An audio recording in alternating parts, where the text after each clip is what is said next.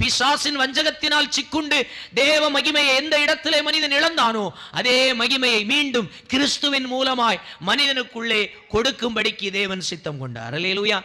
ஆனால் அந்த சித்தத்தை கொண்ட தேவன் தம்முடைய மகத்துவமான மகிமை நிறைந்த நித்தியத்துக்குரிய காரியங்களை தேவன் மனிதனுக்கு என்று கொடுத்தார். ஆனால் மனிதனோ இந்த உலகத்திற்குரிய ஆசாபாசங்கள், இச்சைகள், தனக்கு வேண்டுமாய் இருக்கிற தேவைகள், அழிந்து போகக்கூடிய அன்பிற்காகவும் அழிந்து போகக்கூடிய நன்மைக்காகவும் அழிந்து போகக்கூடிய நம்ம யாரும் கேரண்டி சொல்லி இந்த உலகத்தில் எதையும் பிடித்து வைக்க முடியாத சகல காரியங்களையும் மனிதன் இச்சித்து அவைகளுக்காக பல காரியங்களை தன்னுடைய இஷ்டம் போல தன்னுடைய மனசாட்சிக்கு விரோதமான காரியத்தை செய்து கொண்டு வாழ்ந்து கொண்டு வருகிறார்கள். அல்லேலூயா. அப்போ அப்படிப்பட்ட மனிதனுடைய வாழ்க்கையிலே தேவன் ஒரு திட்டத்தை ஏற்படுத்தி வைத்திருக்கிறார்.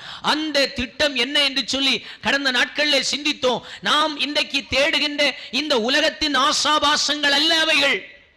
இன்றைக்கு ஊழியங்களும் சபைகளும் தேவனுடைய பிள்ளைகளும் அப்படிப்பட்ட தேவனுடைய மகத்துவத்தை விட்டு வழிவிலகி பக்கவழியான பாதைகளை அவரவர் இஷ்டம் போன பாதைகளை பிடித்துக் கொண்டு பயணிக்கின்ற ஒரு நிலையை பார்க்க முடிகிறது. அல்லேலூயா.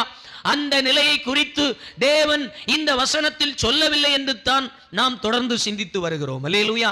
இந்த உலகத்தில் நாம் அனுபவிக்கிற அன்பு, பாசம், நன்மை, தீமை, இது எல்லாவற்றுக்கும் ஒரு முடிவு வைக்கப்பட்டிருக்கிறது.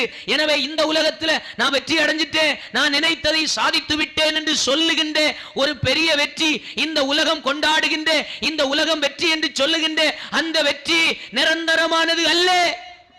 அதை மட்டும் தேவனுடைய பிள்ளைகளாகிய நீங்களும் நானும் அறிந்து கொள்ள வேண்டும். அல்லேலூயா. அல்லேலூயா. அப்போ அந்த வெற்றி நிரந்தரம் அல்ல என்று சொல்லி பார்த்தோம். அப்படின்னா இந்த வசனம் சொல்லுகின்ற தேவனுடைய மகத்துவம் என்ன, தேவனுடைய நிறைவு என்ன என்று சொல்லி கடந்த நாட்களிலே சிந்தித்தோம். அல்லேலூயா. அது தேவனுடைய மகத்துவம் ஒரே வார்த்தையில சொன்னா அது நித்தியமே. அல்லேலூயா. நித்தியமே அவருடைய மகிமை. காரணம், நாம் அழிவுள்ளவர்களாய் இருக்கிறோம், தேவனும் அழிவில்லாதவராய் இருக்கிறார். நாம் தேடுகிற அத்தனையும் அழிவுள்ளதாய் இருக்கிறது, அவரிடத்தில் இருக்கிற அத்தனையும் நித்தியமானதாய் இருக்கிறது.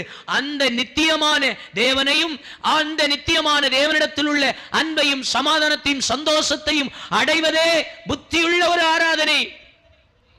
தேவனுடைய பிள்ளைகள் ஆண்டவரை அறிந்தேன் என்று சொல்லுகிறதற்கு ஒரு பெரிய பாக்கியம் என்னன்னா, நித்தியமான நன்மைகளை நாம் சுதந்தரிக்கிறோம் என்று சொல்லுகின்ற ஒன்று மட்டுமே நம்முடைய நிரந்தரமான சொத்து.